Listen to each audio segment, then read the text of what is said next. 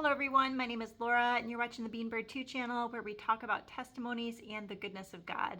And today I want to talk about beauty, and this message is not just for ladies.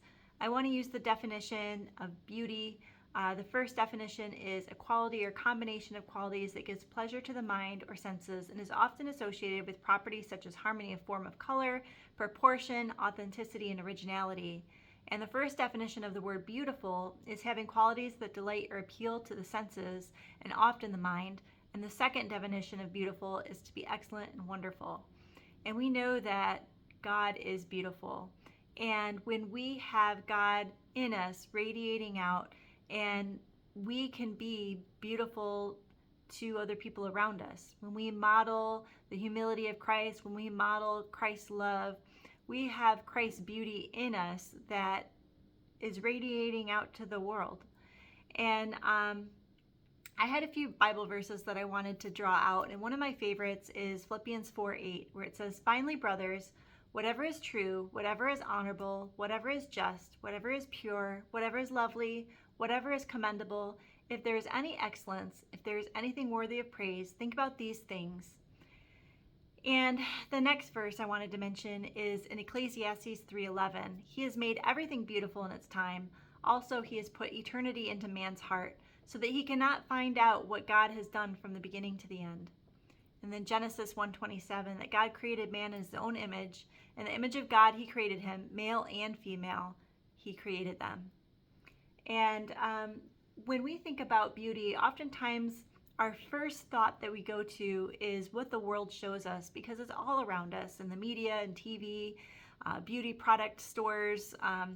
Everything is trying to tell us what beauty is, and we're kind of inundated with the ideas of having this airbrushed look or Botox or makeup. And really, we know that beauty comes from within, and that might sound like a cliche, but I want to talk about how when we mature in age, or we mature in our relationship with Christ, we really start to understand that the idea of beauty is actually very it's more than meets the eye. And I want to use the example of how, if you've ever seen a really old married couple, and the husband who looks at his wife who's like 80 years old, and he's like, "She's more beautiful than the day that I married her." And from the outside, we're thinking, that's not true, right? Of course, she was more beautiful when she was 20, but he really does believe that she's more beautiful now than she was then. And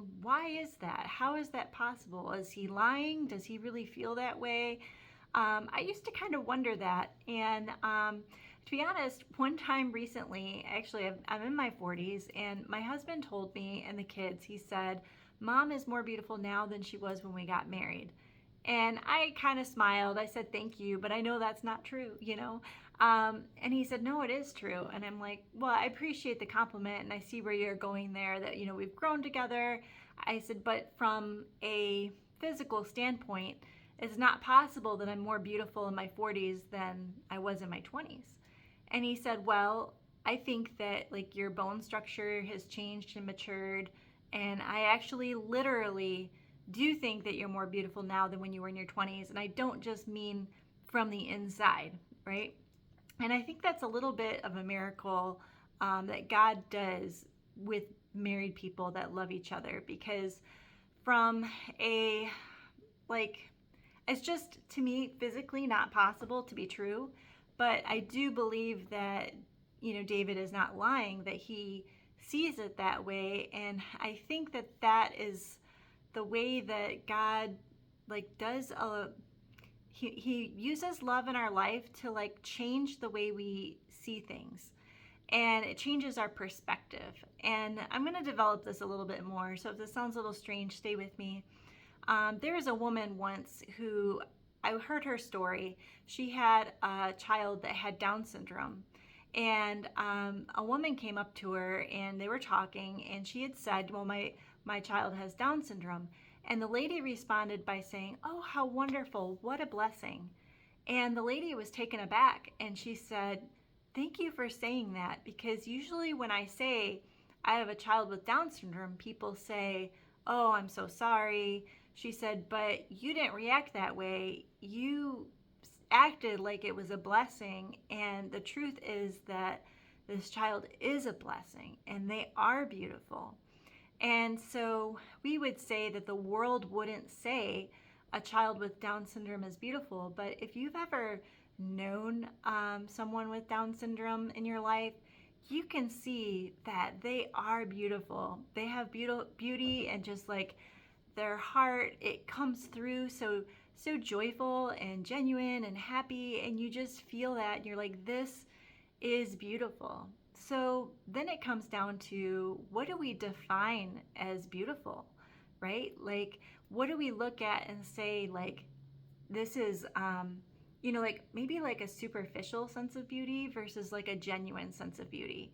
And there really is a difference. And I think that when you have like maturity and in love, you can see like that real sense of beauty really come out.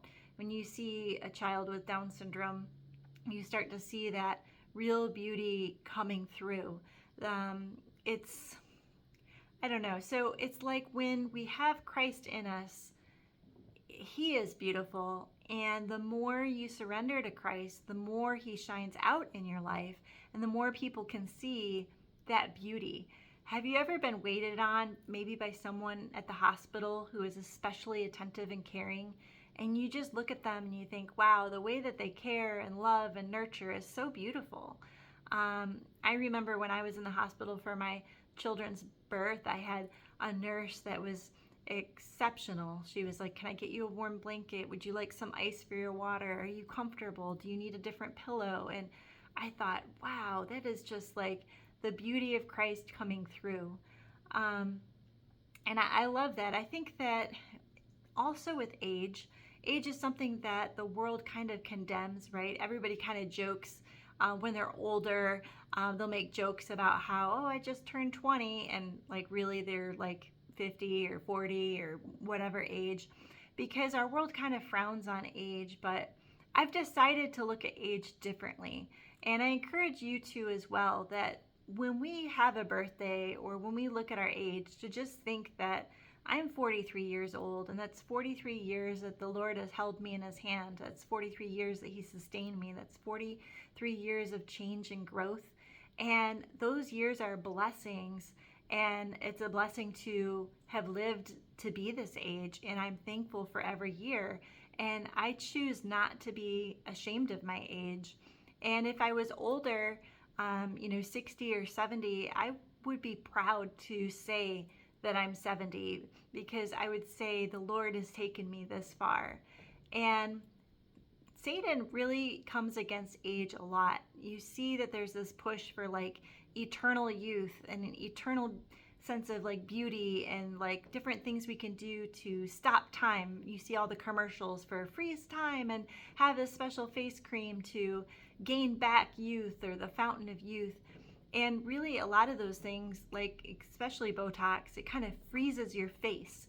And we want to show our expression and our joy and our emotions, and we don't want to do things that like hinder like who we are, what we feel.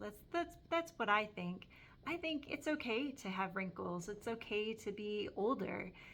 To be older is really a blessing and something that we should celebrate. And it's an honor, and all the wisdom that we grow with age. And so I just want to say that we can be thankful for what God has given us. And so in Philippians chapter 4, verse 8, it says, finally, brothers, whatever is true, whatever is honorable, whatever is just, whatever is pure, whatever is lovely, whatever is commendable, if there is any excellence, if there's anything worthy of praise, think about these things. And we think about the things that the Lord has put in this world around us that we get to enjoy. And when we love one another, that's beautiful.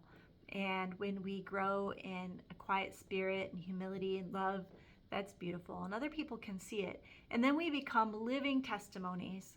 And I think that there's a boldness that comes when you become comfortable in your own skin, and you begin to say, like, this is how God made me, and I'm made in the image of God.